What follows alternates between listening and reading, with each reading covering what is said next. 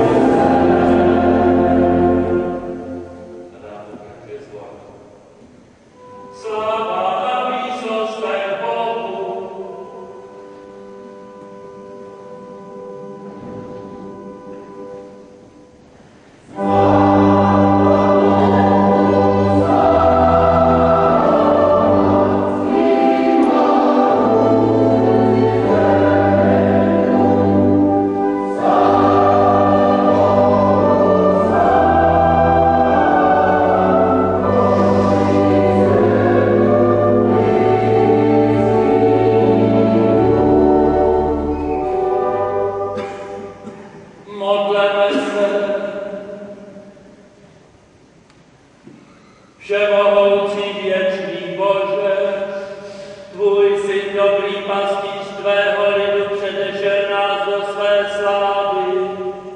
Posiluj jeho slabé státce, aby došlo za svým vítězným pastýřem do nebeské radosti. Neboť on s tebou v jednotě Ducha Svatého žije a králuje po všechny věky věků.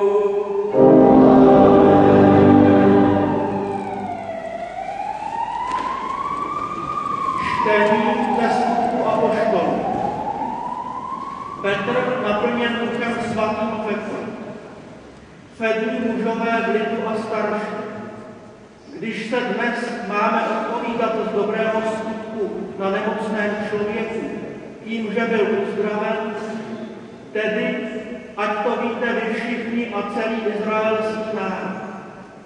Ve jménu Ježíše Krista Nazaretského, kterého jste vy ukřižovali, ale kterého Bůh vzkřísil z mrtvých. Skrze něho stojí tento člověk před vámi zdravý.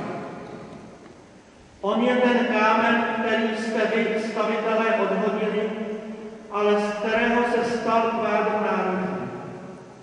V nikom jiném není spás, neboť pod nebem není lidem dáno žádné jiné jméno, v němž bychom mohli dojít spát. Tebe je utíkat se k Hospodinu, než tu